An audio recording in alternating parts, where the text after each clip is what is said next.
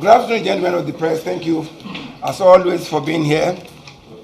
And thank you for your partnership. Thank you for the good work you do for the country. We're excited with the relationship we have with you, and we're thanking you for sustaining that relationship.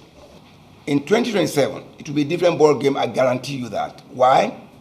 Because it will be unveiling, it will be unraveling the kind of poverty and the kind of life discounting expenses that Nigerians are facing. So they would have to change. That's my hope. That's my expectation. And that's what the PDP is preparing to galvanize so that we can have issue base. Not that we are always constantly being distracted by creating crisis in other parties. So that rather than talk about the government's failure and the challenges we have and the insensitivity of the government, we're busy talking about somebody is fighting a party or not. We want to get ourselves together. We are already getting ourselves together. That's why you see the APC is jittery. That's why you find the kind of the news item that Chuk's reference. They want to take us back and say, oh, they have issues there. No. They know already this is a train that is moving. And it's moving steadily towards Ibadan for the National Convention. So let's put it in perspective. I think that's a very important question. And a couple of friends of mine have asked me, again, we were doing what we needed to do an assessment. And I thank you for that question. Number one, let's put them in perspective and see where we have democracy in action, where the voice of the people can be listened to, and let's do a comparative analysis. On the face of it, you said one. That sounds somehow. For those who want to hear those, they can go and feel good. But what is important is to let's look at this. Let's take Oyo State. You saw the election. An election is what people can actually view and see and feel the impact and see people participating in the process. And there are no reports of people being locked up, or all that. Then contrast that to what happened in Kaduna State. A night to that election, all members of the PDP, prominent members, were arrested. You reported it. I saw that. Flip over to Taraba State.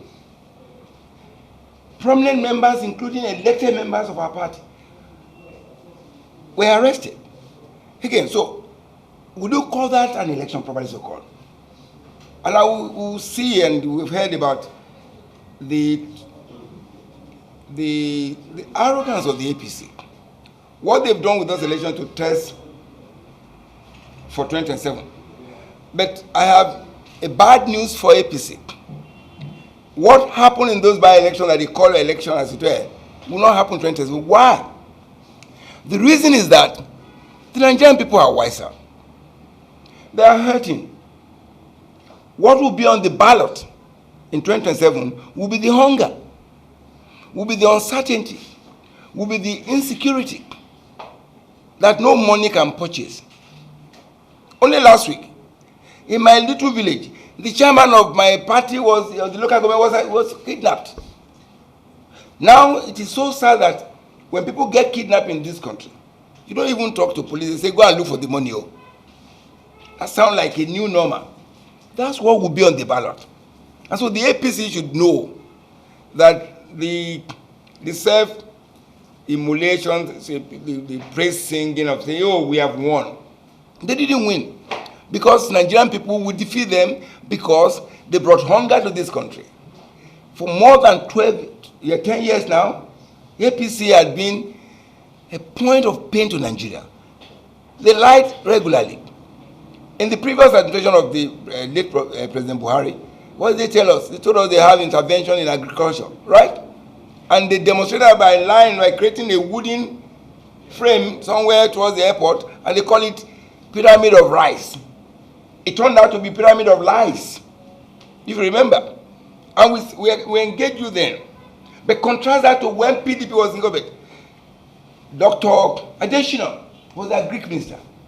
People were using their phone to access farm inputs, like fertilizer. You remember that? I'm sure you remember because you reported it widely. So Nigerians are going to compare the PDP years with nostalgia. The golden years of prosperity, of democracy, of openness, of capacity to allow people to pursue their own happiness. So those are what will be on the ballot. So this cannot and is not and will never be, because what they did was that there were gloom in those areas they claimed to have won. You go and fast check it. And so that will be my reaction to that for now. And what we do is that we follow the constitution of our party.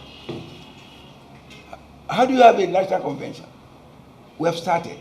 Interestingly, when this process is started, we have been in sync with our regulator, INEC. INEC has been attending all the meetings. They're witnesses to all the things we're doing, preparatory to that. So if people, and like you said, that might be a media hype, people testing the waters. And I don't know which paper carried it. I'm not sure it's one of the mainstream here. I don't know which paper, even though you didn't mention it.